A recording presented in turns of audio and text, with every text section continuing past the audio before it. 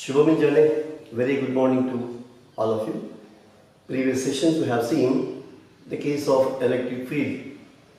In that we have done so far with respect to discrete charges like point charge or dipole. Only two cases we did. And later when we have taken even the system of discrete charges, there we said principle of superposition.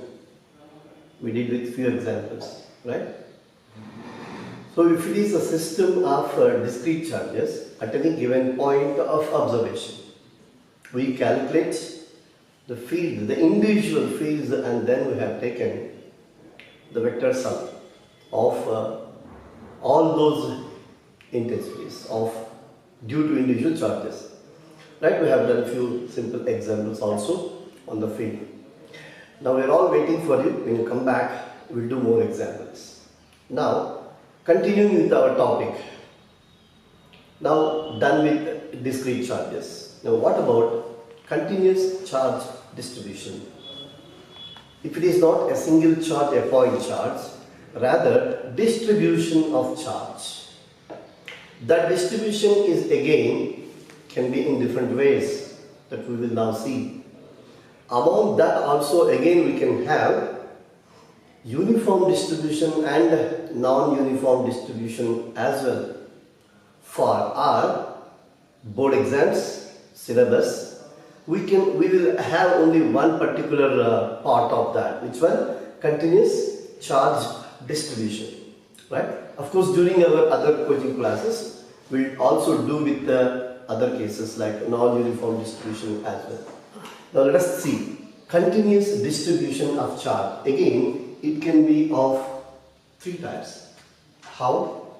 The first one is one dimensional distribution, which I call linear charge. Linear charge. Now when I say linear charge, it is easy to visualize as well. What is that? Supposing I have a thin rod, a thin wire, and that wire or thin rod is charged. Then it becomes one dimensional. That becomes it is a linear distribution of charge. Second one, 2D distribution. Two-dimensional distribution of charge, which it can be in different ways. Two-dimensional, you know this geometry all about. One dimension has only one dimension that we which call length. The other thing, length, breadth, two dimension. Therefore, the concept of area comes in there. Therefore, now for 2D linear charge distribution, we call it as surface charge distribution. Surface charge distribution. It can be the case of, right, a spherical shell. A shell which is charged, it becomes 2D distribution of charge. Similarly, supposing if I take a plate, a thin plate, underline point or other, I said thin plate, only length and breadth are considerable, thickness is negligibly small. So in such cases, if that sheet is charged, then it also becomes a 2D distribution of charge. Then we can have the 3D distribution, which is the volume distribution of charge.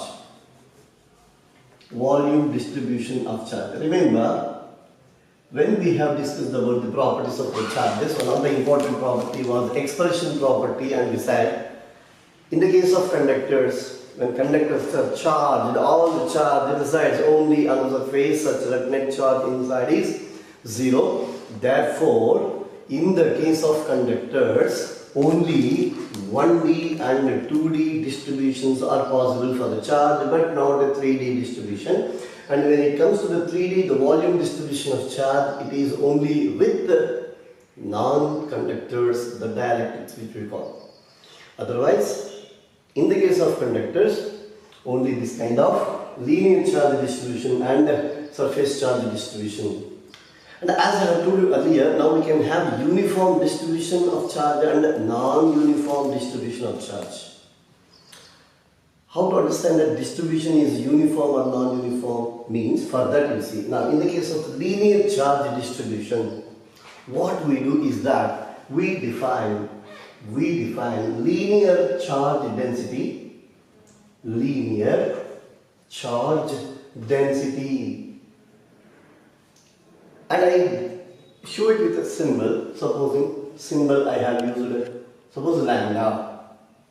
Lambda, use it for linear charge density. The very English tells you the charge per unit length. Suppose that I have a y of length, suppose L, and I have given a charge, and the charge is distributed in such a way. Now you see, this is what is the charge that I have given to the wire, charged wire, conducting wire. Lambda is equal to, suppose this charge we have given for the wire is Q, then lambda Q by L is what is called as linear charge density.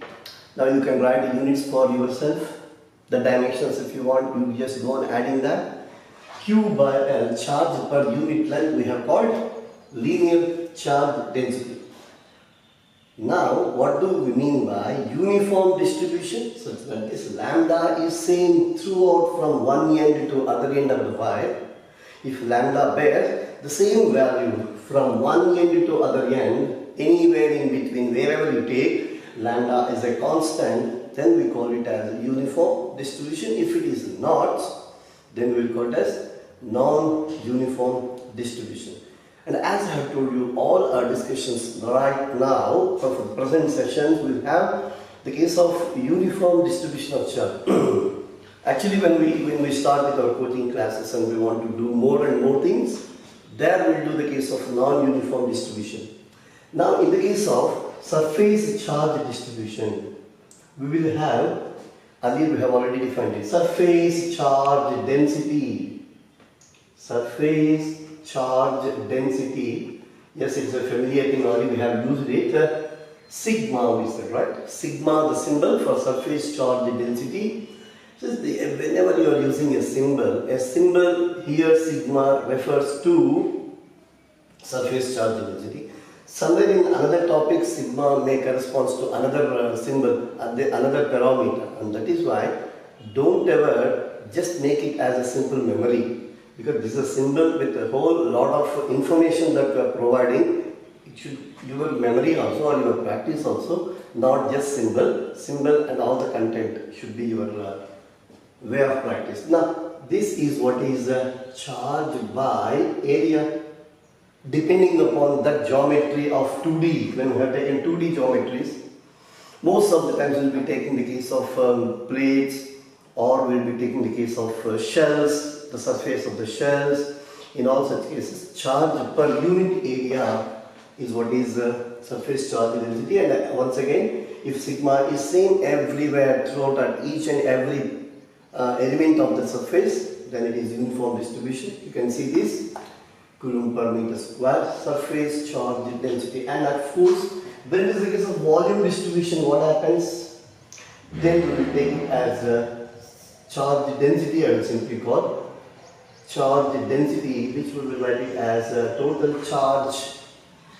I will write it some symbol rho. If I am writing rho density, charge density, I will write it as charge by unit volume. Charge per unit volume, of course, as I have told you, it all depends upon what is the given geometry, and that geometry, using that we will use this expression for volumes or areas. Even in the case of length also. Remember, when I said linear charge density, don't always imagine this as a wire, straight wire. Sometimes, supposing the wire is bent in the form of an arc. That arc can be any, suppose if it is in the case, if it is bent in the form of a semicircle. So remember, for this again I am telling you, linear charge density of wire, and it is bent as an arc making an angle theta, and it is odd, and all these things are there. In such case also, this will be considered as linear charge density, right? So these are, now the question comes. Why we have defined these linear charge density or surface charge density or charge density means, see, right now the only tool that we have learned and used is Coulombic force. Is it not? Coulombic force, the force between the two, and the same is improvised, and we have given an expression for intensity of electric field capital E. Because after defining field, I have told you underline this point, go back and watch one more time, underline this point in your notes as well. Afterward, after introducing the field, the interaction between the charges will not be seen as Q1 Q2 by R square, rather we will see F is equal to EQ we said, right, where E is the electric field intensity. And we have calculated that intensity using this Coulombic force and all, is it not? Now, all the Coulombic force is applicable only for point charge, whereas now we have a case of distribution of charge. Therefore, for such a distribution of charge, what is our tool is the question. Can we use Coulombic force is the question. And the answer for that is yes, very much Coulombic force can be used here, but not as we have used earlier. Now we will use it in a three-step process, right? What is that three-step process? I would like to show it in one case, and when you come back we will do more and more such examples. Now see here, supposing I have taken a case of linear charge distribution, where we define the linear charge density, right? Now I consider a case where a wire, supposing it is of finite length only, a wire of finite length only. I name these points as some A and B, the ends, right? And it is charged uniformly, and I have told you what is the meaning of that uniform charging. Now this is a wire, and now this is a point, some point P, which I am taking it as a lateral point. This P is a lateral point at some finite distance. This is a wire of finite length, charged such that lambda is Q by L. That condition already we have taken to be uniform, and T is at certain distance which we call at a distance, say supposing R. I have taken this perpendicular distance as R. Now to find the intensity at P. Now we want to find the intensity at P. Then we do it as a three-step process. What is the three-step process? The given distribution of charge is divided into small elements, large number of small elements. Now the question is that how small and how many number? I said we will cut it to small elements that is so small that each element can be treated as a point charge. That is our concept. Right? So in the case of given distribution of charge, that system is now divided into small elements such that each of that small element act as a point charge. Therefore now, as you can see, supposing if this is what is our charge wire, the total charge capital Q and the total L capital L we said, then we are now actually dividing into very very small pieces, elements of the wire, such that for all practical purposes, each of that element, wherever you consider, supposing one element I consider over here, this small element of wire now acts as a point charge. Since it is a point charge, now we can calculate, that is what it is done here. See here, supposing I consider a small element here. This is a small element. For this element, for each element, let us say, for each element, length is, I will write it as dx. Length is dx. A small length of this element is dx. Length is dx. What is charge? Charge is, charge I will write it as dq. How do I get dq now? And that is where we have introduced the concept of charge density. Here we have introduced the lambda equal to Q by L. Per unit length, it is lambda charge. So the lambda is the charge per unit length. Now what is the total length here? It is only dx. If a charge dq is equal to how much you write? Yes, lambda times dx. Lambda times dx. And now due to this dq for a given element, remember that element I can take it in between the two ends anywhere, right? Then what I do is that I calculate dE at the point of observation P, dE, the field due to the element whose charge is dq, which is a point charge, right? Now this dE we will write it as, now for this dE, again the question comes here, right? Now this is, see, remember R is the distance, the shortest distance we have taken, the perpendicular distance from this wire, but from this dx it is now the distance R, is it not? Therefore it makes a change. So for that what we need is that, supposing now here I make some angle, suppose if this angle is some theta, then dE, this is R, and for this becomes adjacent angle, right? This becomes adjacent side, this becomes adjacent side. Therefore now we can write this distance in terms of, supposing I write it as R dash. Now R dash we can write in terms of R and theta. That I don't do here, I am just showing you the 3-step process. We don't use this here. As I have told you, when we start with coaching classes, we will do there. So now this dE is equal to, yes, dE is equal to, this is 1 by 4 pi epsilon naught. Now intensity field due to point charge, kq by square of the distance. So it is 1 by 4 pi epsilon naught dq by, yes, R dash squared. Now this is dE due to one such element. Since it is made up of large number of elements, what does it mean? Now here the intensity will be caused by each and every element of that conductor.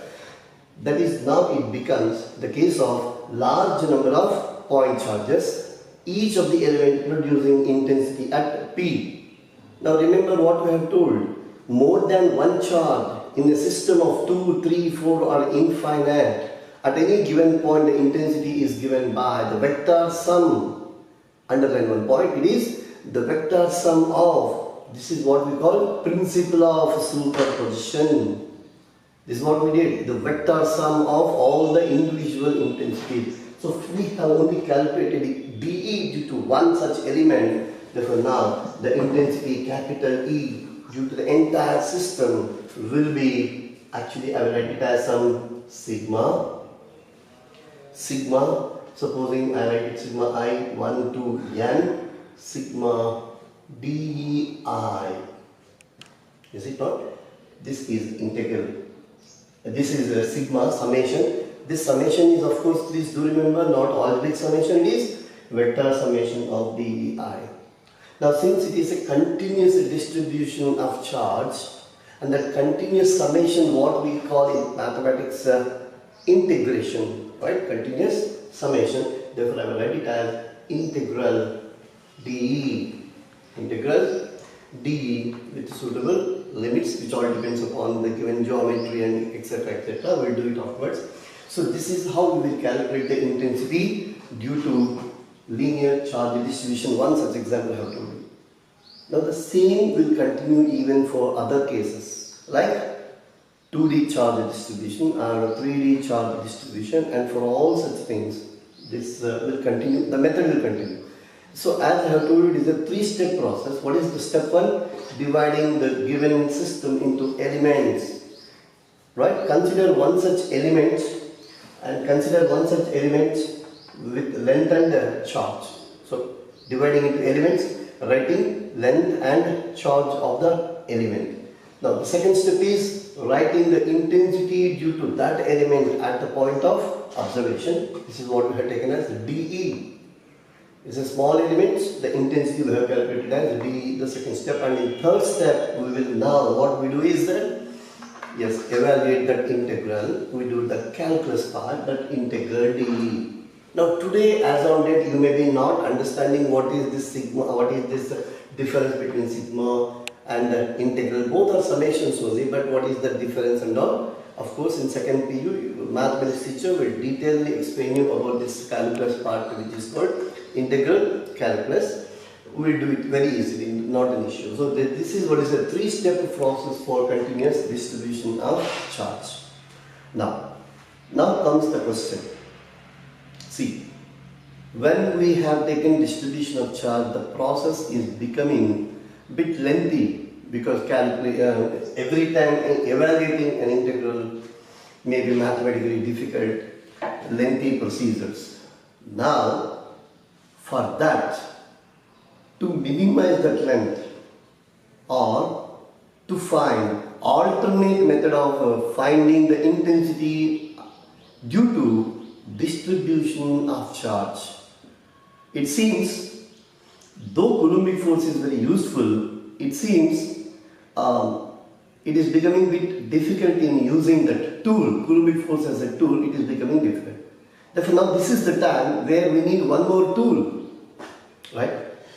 We need one more tool which simplifies all this procedure. We need one such tool. Let us see what is that new tool and how we will use that tool. Interesting, right? Let us see for the topic.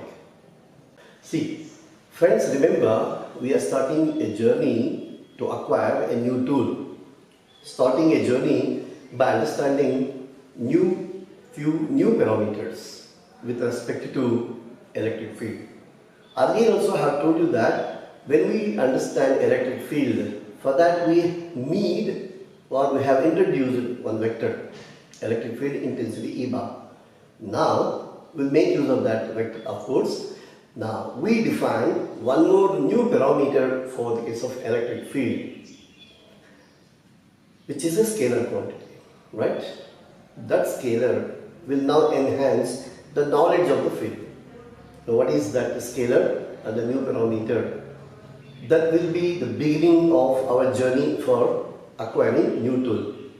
See, this will be a journey next for about 1 hour. Starting from this moment, for under 1 hour, this will be a journey. At the end of 1 hour or something like that, we'll acquire one tool. And that becomes the tool for our next further journey. So this is how our journey goes. Learning, acquire tools, move on. Sometimes those tools becomes not useful further. In such case, acquire new tools, go on. The same applies even for our life as well. Acquiring more and more tools at right time of our stages. Now the definition is the electric flux. The new parameter is electric flux. The vector electric field is always defined at a point. Field is defined, we should never say field is always defined at a point. Such that, one important point. When we are defining field at a point, in the case of discrete charge, a point charge, we have defined the field at a point, yes, away from that discrete charge, which is k cube by r square. Now supposing you have a point exactly at the site of point charge, that is r equal to 0, you say. R equal to 0, somebody says that something mathematics and all. What does it mean? We cannot define, a field is always defined at a point, but we cannot define at the site of the charge, at the site of the point occupied by the charge. Is it not? Whereas, in the case of continuous distribution of charge, I said the surface distributions, volume distributions are there, you remember? Supposing if I consider a shell, a spherical surface is there, where distribution of charge is there, not the case of discrete, right? Continuous distribution of charge. Now, this is a point I have considered on the surface where there is charge distribution. Now here, we can define the field. Remember, at this site of the point charge, field cannot be defined for discrete charge, whereas in the case of continuous distribution of charge, we can define at a point passing through, yes, or lying on the surface where there is a distribution of charge. So this is what is the matters between the point discrete charges or a continuous distribution of charge, right?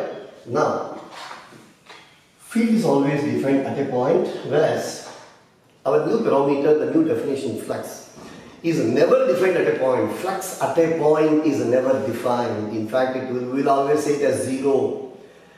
So flux at a point is never defined. Flux through a surface is defined, right? So what do you mean by electric flux? Always remember the journey is from known to unknown. In the case of electric field, we have defined field lines using test charges, the imaginary path in which test charge tends to move, that what we said, right? Simply that number of electric field lines through a given surface is what is called as flux. Not a new definition, right? So what is electric flux? Yes, flux through a surface. Flux through a surface. This is how we write our statement. Intensity at a point. Right here, flux through a surface is total number of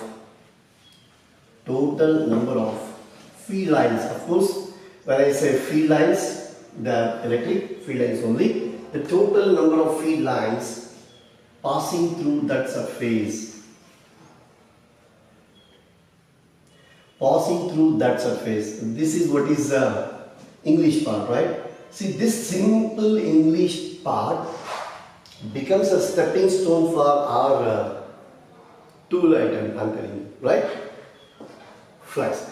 Now the question comes, on what factors does this number depends? The flux depends. Remember, the flux, supposing here I show a plane surface has taken, and supposing all these are field lines 1, 2, 3, 4, 5, 6, right? Now in such case, if I show you the same as a figure, now tell me, for this surface which is held like this, normal to the plane of the board, if I am holding it like this, and these are the field lines. I hope you can see this, which I am calling it as a plane uniform electric field, supposing you are taking. If this is what is the electric flux, the field lines that I have shown in the red color, this is the electric flux. Now you see, this total number passing through this given surface depends upon, remember one of the property of the electric field, more is the field, more is the density of the lines of force was our property mentioned, right? Therefore here more field lines means more intensity, less field lines means less. So flux depending upon electric field once it is there. So flux depending upon electric field is there, and also it depends upon the surface, right? More surface, more lines will pass through, is a common sense, right? So now flux through a surface depends on 1, the field, the intensity of the electric field. Number 2, the surface area. Whenever see flux we are introducing the concept of area, never we take the area of cross section. We will always speak about area of surface, right? Not only these electric field and surface, there is one more criteria for the flux. The one more parameter which is affecting the flux. What is that? The orientation of the surface. Orientation of the surface. See here, supposing this is how I have placed and this is what is this area allowing the flux or the field lines, right? In such case, supposing if this is now making different angles, then what happens? See, I am changing the orientation of the surface. Orientation of the surface in the electric field. What happens? You see, in such case, here you can find 1, 2, 3, 4, 5, all the 5 lines now crossing the given surface, right? Supposing if I start turning this, turning, then what you find is that this one which is on the top and which is at the bottom, those field lines are not passing through this given surface. You can find this. Only now 1, 2, 3 lines are passing through. Now supposing further I have changed the orientation, only one line passing the surface. Got the picture now? You also try to do that with your own. Therefore now, the flux through a given surface, what we observe depends on the intensity of electric field, the surface area, and also the orientation. Added to that, flux is simply a number, therefore it is a scalar quantity. Now we will define flux using all these things: electric field, surface area, orientation, scalar. See the beauty of physics. How we define? Now I am defining the flux through a surface as the flux is dot product of the intensity vector and the area vector. Correct.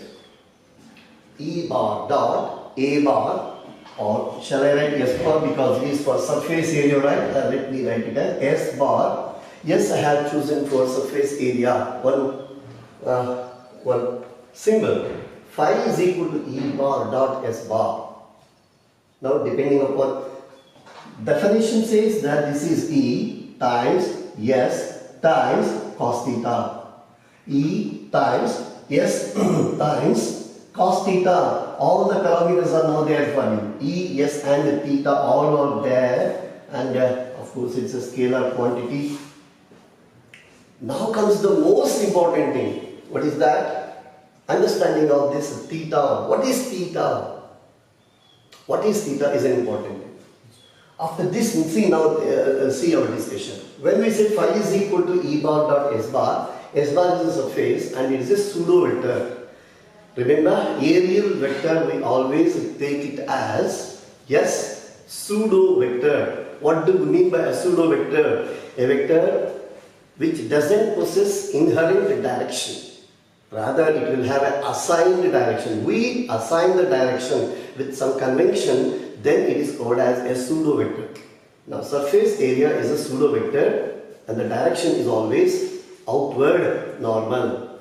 Outward normal. Supposing if this is what is the surface that we have considering under consideration, then if this is the surface, then I write element considered over here.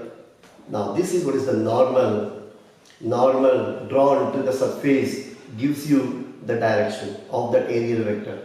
Now this is a planar surface, therefore this is the same direction everywhere, is it not? Now you may have a rational thinking that supposing, sir, if this surface is a curved surface, yes, certainly. What happens to a curved surface? I will show you. So to begin with, what I have shown you is that a planar surface, and that is why I have taken phi bar is equal to E bar dot S bar. S bar is a pseudo vector.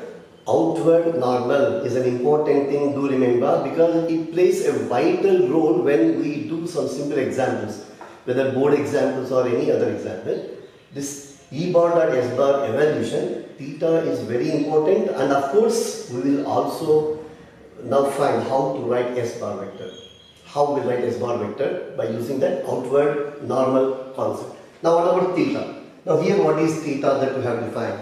See, remember, as I have told you, this is what is the orientation, and we start just changing that orientation such that in this case, when the surface is normal to the plane of the board, it is all the phi, this number that I have shown, the maximum flux is there. Flux is maximum. Whereas when I go and take this position orientation, what happens? No lines of force through this given surface. Is it not? No single line you can find this. Therefore now here theta definition is important. See, if this is what is the surface, if this is the surface, this blue color, this blue one represents the aerial vector. Then aerial vector is always normal to the surface. Then if this is what is the red marker I am showing you, this represents the electric field. This represents the red mark, represents electric field such that the theta is angle between this blue and red markers. Theta is angle. Now you tell me what is blue marker and red marker. So theta is angle made by electric field with normal to the surface. Understand what is theta? Angle made by E bar with not surface. Angle made by field with surface. No, it is angle made by field with normal to the surface. That is what is theta. Therefore, when in your example, supposing if it is given that field makes an angle 30 degrees with the surface, then we cannot substitute that theta is equal to 30. Rather, if it is with surface 30 degrees, with the normal, it will be 90 minus 30, that I will take it as 60 degrees. That is the important definition of our S bar and theta. These two are very, very important. Do remember. So phi is equal to E S cos theta. We have to speak a lot about this very definition now. Why? Because you see. First, let us write the SI units. Of course, as I have told you, this responsibility of writing units and dimensions is yours, not teachers, because it is already known to unknown. See the definition. E bar, the field vector, we know. The unit, we know. The area. So SI unit is, yes, I told Newton per Coulomb is one such unit for electric field, yes. But apart from that, we have also used one more SI unit. What was that? Volt per meter. Remember? Volt per meter. I will use that. Why I am using volt per meter? I will show that how volt per meter in the coming sessions. Maybe in next week you will know why that volt per meter has arisen. Newton per Coulomb, yes, you can also use. But volt per meter is purely electrostatic units, electricity units. Therefore, I am preferring that. Volt per meter, and the area is meter square. Therefore, what is the SI unit of electric flux? Yes, it is voltmeter. V capital, M small. Don't write in between anything. Hyphens, dots, full stops. Don't write anything. Voltmeter, if you can write, of course you can write one hyphen is better. Voltmeter is the SI units. Volt per meter is electric field. Voltmeter is electric flux. Right? And already we have seen that dimensions of capital E. Remember? M, yes? M, L, T, Y is minus 3, I minus 1. So this is one more, M, L is there. You write the dimension formula. Because already we have given it for E. Now multiply with L square. That is what you get. Right? So SI unit is voltmeter. And of course it is a scalar quantity because of this dot product as well. Now comes another important point. You see here about cos theta. We know that this theta can vary from 0 to 180. Theta can vary from 0 to 180 orientation when we are taking. That is theta equal to 0 parallel. Theta equal to 180 anti-parallel. That is what it means, right? Now what is the theta equal to 0 or 180 cases? Supposing I show a surface like this. This is a cube. This is a cube. And this is what is the planar surface, right? Supposing if it is seen like this, this is one planar surface and this is one more planar surface. Supposing if this is what you are writing the electric field, this is what you are writing through electric field. Now here on this surface to your right hand, I will show in black color, this is what is S bar. Is it not? Whereas for the surface on your left hand, yes, S bar is outward normal. Outward means towards your left hand side again. This is what is S bar. Therefore now you will see that E bar, S bar on your left hand side, they are anti-parallel. Whereas towards your right hand side you will see that E bar and S bar are parallel, theta equal to 0 degrees.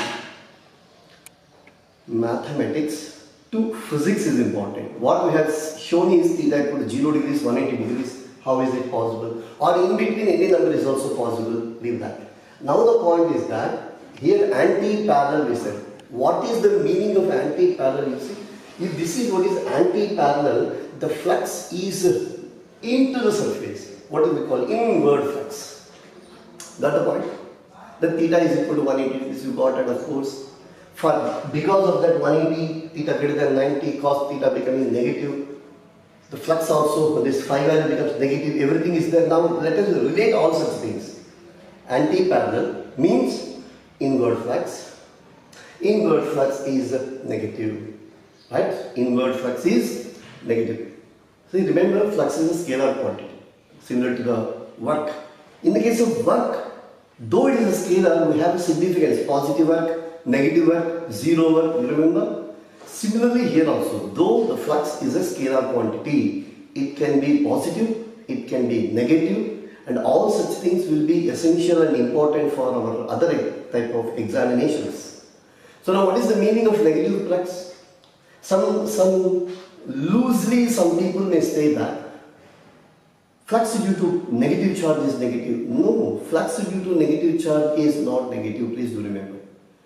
Flux positive or negative depends upon the orientation. The inward flux is always negative and outward flux is always positive.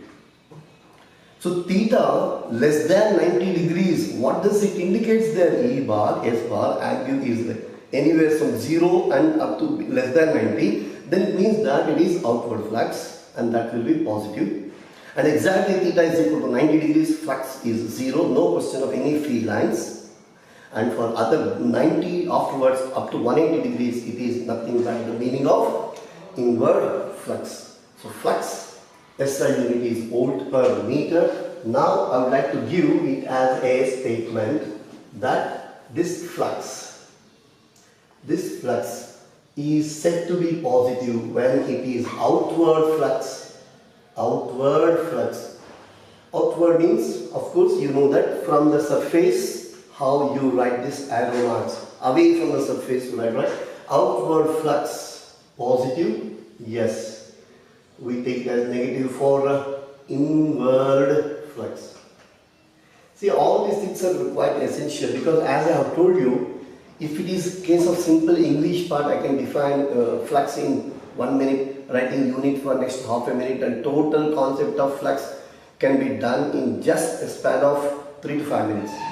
But remember, we are not doing our class like that because get into each and every detail of that so that when it comes to the question of application on using the tools, there you will find why our method was like this, right? So flux positive, flux negative is also one important case. Now, this electric flux will be our important starting point for our tool I have told you, right? What is the tool? The tool is again a law here, right? Earlier, Coulombic force we said it was a law used as a tool to find the intensities, forces and all. Now similarly, using electric flux, now we have come to a point where we'll introduce that tool. And that tool is more basic tool than Coulombic law, right? Such basic law and a tool is our next case. Let us see that. Even before that tool, now let us see the case of, as earlier I have told you, the case of planar surface, we are calculating the flux. Supposing if it is a curved path, where what difference it comes and how we can evaluate the flux is a very interesting thing, right? Let us see that. Supposing I consider a surface like this. I show it with a red color. Suppose this is a surface, this is some surface which is not planar and it is a curved surface. Now in this curved surface, earlier I have told you that this S bar outward normal will be different at different positions, because supposing if I consider at this position, this will be what is the normal that I get, right? This is in this particular direction. Whereas supposing here I get, here I show this will be in the other way direction. Now earlier I have shown you the same.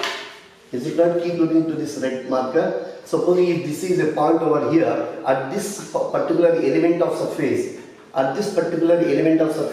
this is what is the direction of S bar, whereas At this element of the surface, it is towards you. You can find the change. Supposing if I consider elements over here, keep changing. This direction of S bar is not the same. In such case, what we do is, again, this is a kind of funda in our physics. What we do is, now I divide this surface into large number of small elements.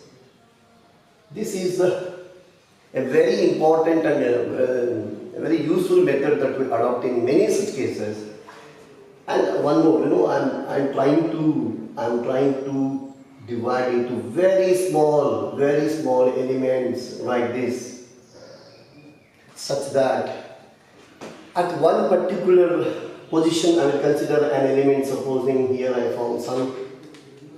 This is one such element that I have shown, and where this is what is the normal, which I will call it as a S bar. Now here you see, supposing if this is what is E bar, this is what is E bar. Okay, let me take red color. I will use it for the surface, the normal at this element, and this blue one represents E bar. This blue one represents, and this is what is the angle between them, which is theta I'm writing. This is what is theta I'm writing. In fact, this is not S bar. Since we have divided into large number of small elements, I will call it as ds bar. ds bar. Therefore, now what we do is that we define d phi is flux. d phi is flux for element ds bar. d phi is flux for the element ds bar, not for the entire surface, and it is given by d phi is equal to d phi. Let us not also confuse with this. Suppose I write it as some alpha, which keeps changes as I have told you. d phi is equal to E ds cos alpha. E times ds times cos alpha. This what is the definition for d phi.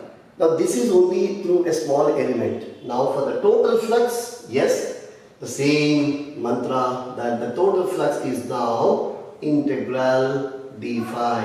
What is meant by integral? Yes, it is the continuous summation only. And if this summation is not vector summation, remember, this will be completely a scalar summation, algebraic summations. So phi is equal to integral d phi. So this is how we will evaluate that one as well.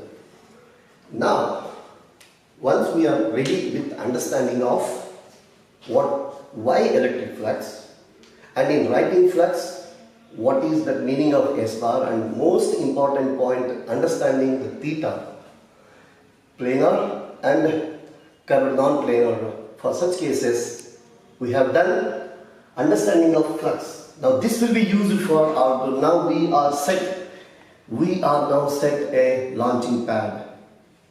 In that launching pad, we will just fly high with one beautiful and interesting tool. That tool, as I have told you, more fundamental than Coulombic force.